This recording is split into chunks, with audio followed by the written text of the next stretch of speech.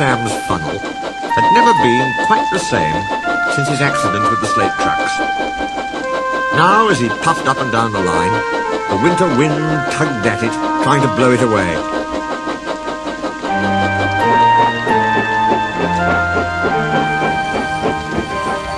My funnel feels wobbly, he complained. I wish the thing controller would hurry up with my new one. He says it will be something special. You and your special funnel, said the other engines, and laughed. They were all fond of Peter Sam, but he talked so much about his special funnel that it had become quite a joke. The winter weather worried Mr. Hugh. Wind broke branches from trees, while rain turned hillside streams into torrents, which threatened to wash the line away. Mr. Hugh and the men patrolled the line every day with Rusty. They removed branches and cleared culverts so that the water could flow away. But one morning they found bad trouble. A fresh torrent had broken out, and Mr. Hugh had to stop all trains. There's been a washout near the tunnel, he said. The track bed is swept away. The men worked hard and repaired the damage in a week. While they worked, the weather changed. It became frosty and very cold. They finished just in time for market day, and Peter Sam took the morning train very carefully over the mended piece of line.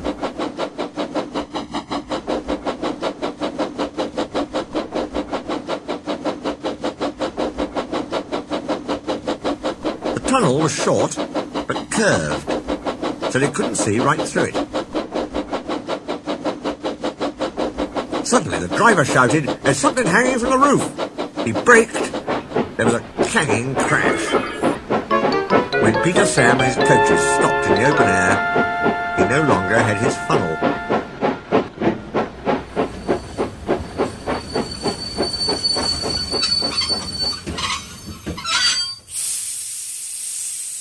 The guard found the funnel, and a thick icicle. "That's what hit you, Peter Sam," he said. They started again, but the passengers grumbled at the smoke. So when the firemen saw an old drain pipe, they stopped and wired it on.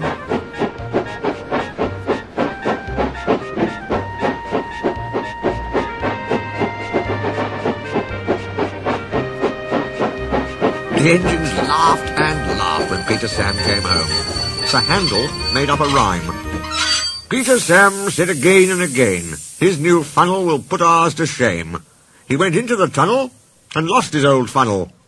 Now his famous new funnel's a drain. Ha! They teased Peter Sam dreadfully, but his new funnel arrived quite soon. "Oh dear," he said. "Someone squashed it." The thin controller laughed. It's a Giesel, the most up-to-date funnel there is. Listen, when you puff, you draw air through your fire to make it burn brightly. With your old funnel, puffing is hard work. It uses strength you need for pulling trains. Your new funnel has special pipes, which help the air come easily. Puffing will be easier, so you will have more strength for your work." "Yes, sir," said Peter Sam, doubtfully. At first, Peter Sam's special funnel was a great joke. Sir Handel and Duncan asked him why he'd sat on it, and then hooted with laughter. But when Peter Sam started work, it was a very different story.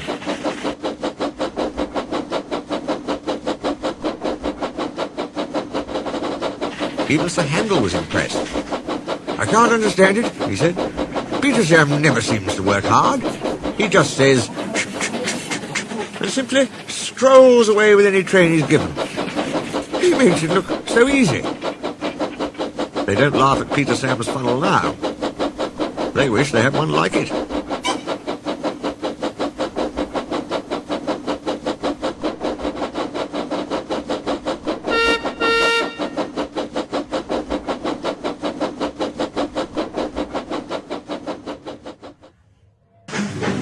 Sir Handel kept slipping between the rails, so they gave him new wheels with broad tires. The other engines teased him. "Look at his steamroller wheels," they laughed. "You shut up," Sir Handel snorted. You're jealous. My wheels are special, like Peter Sam's funnel. Now I'll go faster than any of you.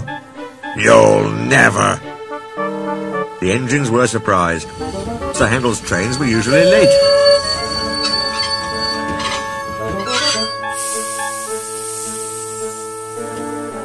Scarloey winked. With your grand new wheels, Sir Handel, he said gravely, you're just the engine to tackle George. Who's George? Sir Handel asked. While Sir Handel was in the shed waiting for his new wheels, workmen had come to widen the road which ran for a mile or two beside the railway. They pulled down the wall, and nothing now protected the line. George was their steamroller. He chuffered to and fro, making rude remarks when the engines passed. Railways are no good, he would say. Pull them up, turn them into roads. Scarloey had often heard that talk before, and he warned the others to take no notice. But he hoped that when the two boastful engines met, he and the others would have some fun. Don't worry any more, said Sir Handel importantly, when they told him about George. Leave him to me. I'll soon send him packing. Next morning, George was standing near the halt by the level crossing. Ah, he said. You're Sir Handel, I suppose. And you, I suppose, are George. Yes, I've heard of you. And I've heard of you. You swank around with steamroller wheels, pretending you're as good as me. Actually, said Sir Handel sweetly, I'm better. Goodbye. He puffed away.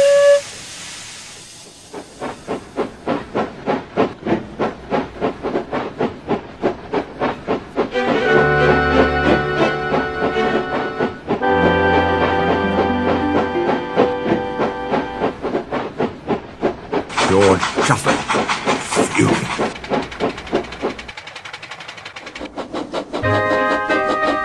One afternoon, Sir Handel had to bring a special load down after the last train had gone.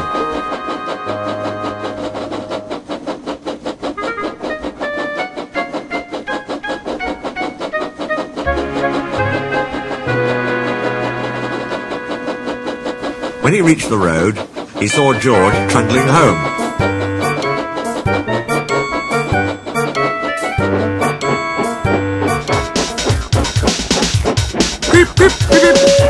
George took no notice. He trundled along close to the track. There was barely room to pass. Sir Handel slowed and crept cautiously alongside. Get out of my way, you big clumsy road hog, he hissed. I don't move for imitation steamrollers, retorted George with spirit. They lumbered along side by side, exchanging insults. No one could ever explain what happened next. George's driver says he signalled for Sir Handel to stop. Sir Handel's driver says he signalled to George. There was a crash. The brake van tilted sideways, and the guards scrambled out to find George's front roller nuzzling his footboard. The two drivers were hotly arguing whose fault it was. A policeman strolled up in time to stop the argument turning to fisticuffs. And when Sir Handel's fireman came back with Rusty and Mr. Hugh, they all set to work clearing up the mess. Neither engine had been going fast enough to cause much damage. So Sir Handel was able to bring his train on when George had backed himself away.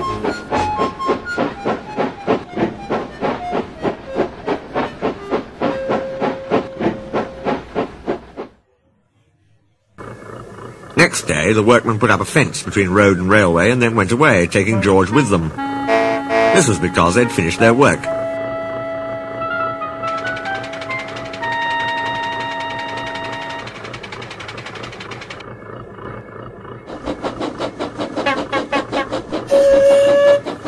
But Sir Handel thought he had made George go away.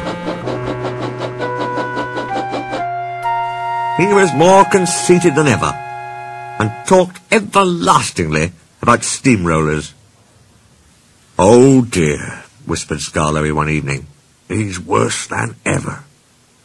I'm sorry my plan was no good. Never mind, said Rusty. We'll think of something else. But they had no need to do that, for some boys came and asked Mr. Hugh if they could look at the engines. Almost at once, one called out, "Look, here's the handle. He raced a steamroller last week. The roller nearly beat him too. It was most exciting." Sir Handel never mentioned steamrollers now.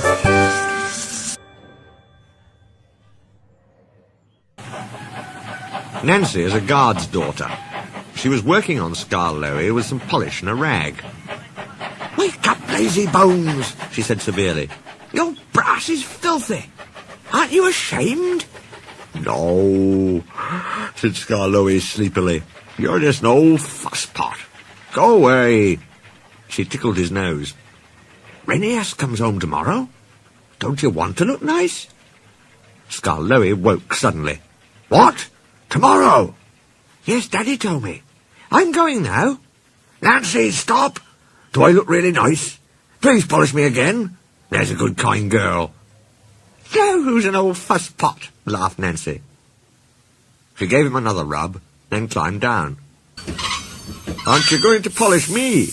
asked Duncan. "Sorry, not today. I'm helping a refreshment lady this afternoon. We must get the ices and things ready for the passengers on Skarloey's 2 o'clock train. Never mind, Duncan. I'll give you a good polish tomorrow." But Duncan did mind. "It isn't fair," he complained. "Peter Sam gets a special funnel. Sir Handel's special wheels. Passengers get ices. And I'm never even polished." This, of course, wasn't true. But Duncan liked having a grievance. He began to sulk. That afternoon, a message came from the station by the waterfall. "One of Skarloey's coaches has come off the rails. Please send some workmen to put it right." Duncan was in steam, so he had to go. "All this extra work," he grumbled. "It wears an engine out." "Rubbish," said his driver. "Come on." The derailed coach was in the middle of his train, so Skarloey had gone on to the top station with the front coaches.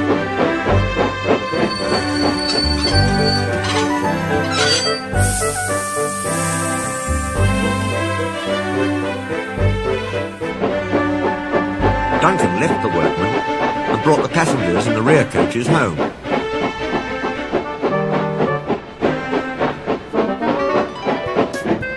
He sulked all the way.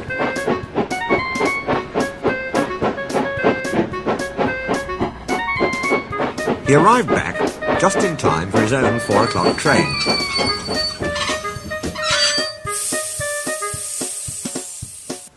"I get no rest. I get no rest," he complained.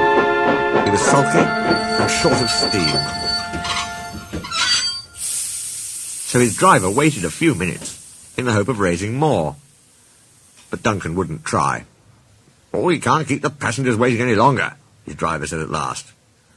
"You always think about passengers," muttered Duncan crossly. "Never about me. I'm never even polished. I'm overworked, and I won't stand it." He grumbled away, brooding over his wrongs.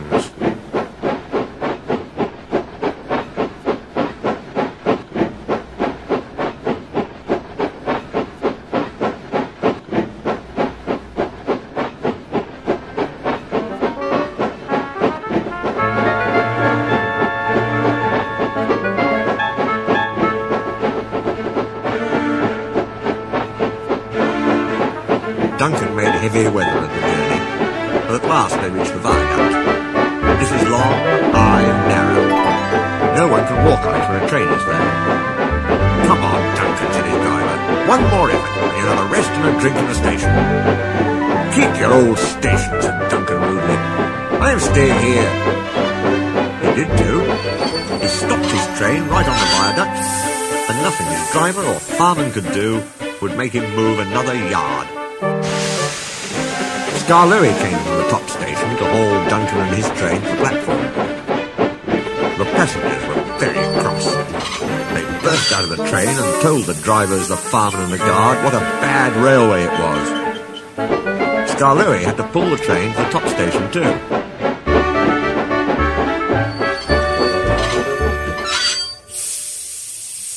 Duncan wouldn't even try. The thin controller was waiting at the shed for Duncan that evening. He spoke to him severely, but Duncan still stayed sulky. He muttered to himself, "No polish, no passengers," in an obstinate sort of voice. "I'm ashamed of you, Duncan," said Skarloey. "You should think of your passengers. Passengers are just nuisances. They're always complaining." Skarloey was shocked. "That's no way to talk," he said. "Passengers are our coal and water. No passengers means no trains. No trains means no railway. Then we'd be on the scrap heap, my engine, and don't you forget it. Thank goodness Renius is coming home. Perhaps he'll teach you sense before it's too late. What has Renius got to do with it?" "Renius saved our railway," said Skarloey. "Please tell us about it," begged Peter Sam. "The year before you came," said the old engine, "things were very bad. We were on our last wheels. Mr. Hugh was driver and fireman, while the thin controller was guard. He did everything else too, and helped Mr. Hugh mend us in the shed. We expect 2 fresh engines next year, they told us, but we must keep the trains going now. If we don't, our railway will close." "How awful," said Peter Sam in sympathy. I tried hard, though I couldn't do much, but Renius understood. "It's my turn now," he said. "You've done more than your share of hard work."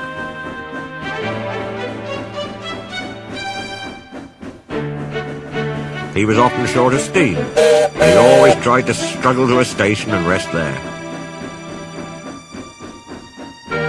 "That," said Skarloey earnestly, "is most important with passengers." "Pshaw!" exclaimed Duncan. "Passengers," Skarloey continued, "don't mind stopping at stations. They can get out and walk about. That's what stations are for. But they get very cross if we stop at wrong places, like viaducts. Then they say we're a bad railway and never come back." "I remember Renius stopping in a wrong place once," said Skarloey. "He couldn't help it, but he made up for it afterwards."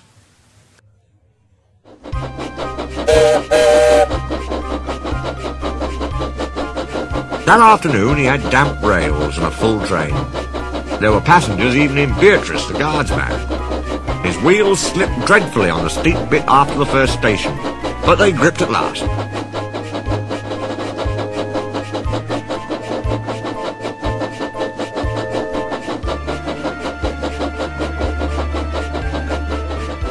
The worst's over, he thought.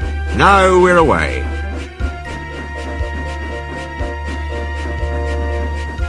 Come along, he sang to the coaches. Come along. Oh, I've got cramp, he groaned. He stopped, unable to move, on the loneliest part of the line. The thin controller and Mr. Hugh examined him carefully. The passengers watched and waited. Renius eyed them anxiously. They looked cross. At last the thin controller stood up. "Your valve gear on one side had jammed," he said. "We've unfastened the rods and tied 'em up. Now, Renius," he went on, "we need to reach the next station. Can you pull us there on one cylinder?" "I'll try, sir, but the next station isn't the right station. Will the passengers be cross?" "Don't worry," smiled the thin controller. "They know we can't reach the top station today." The thin controller sanded the rails. Passengers from Beatrice pushed behind. Mr. Hugh gently eased out the regulator. The train jerked and began to move.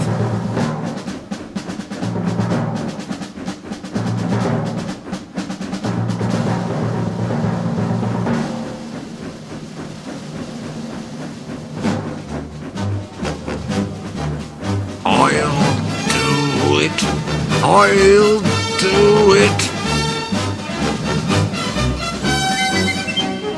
Everyone cheered, but Renius heard nothing. The thin controller's relying on me. If I fail, the railway will close. It mustn't. I'll get there or burst. Everything blurred. He was too tired to move another yard. But he did, and another, and another, and another, till I got there at last, side with Rooney. It's proud of you I am indeed, said Mr. Hill. All Renius remembered about the journey down was having to go on going on.